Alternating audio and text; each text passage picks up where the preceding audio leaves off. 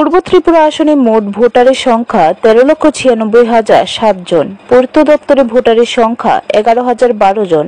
Service ভোটারের সংখ্যা 85,942 জন।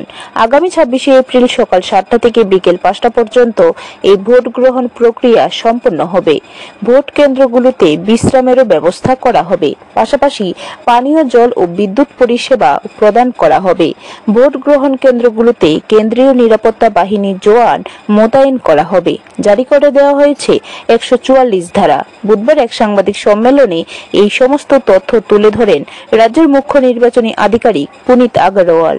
ये चीजें सुचारू रूप से चले उसके लिए हमने ऑलरेडी जो लॉ एंड ऑर्डर एजेंसीज हैं, central paramilitary forces, state arm police, TSR और स्टेट पुलिस, उनका क्लस्टर बेसिस पे वो अलग अलग एरिया में मूव करेंगे, वो एरिया डोमिनेशन करेंगे।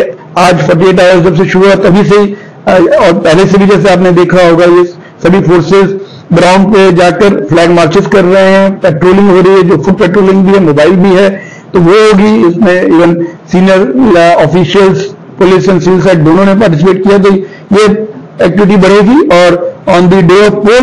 ब्यूरो रिपोर्ट, खबर त्रिपुरा।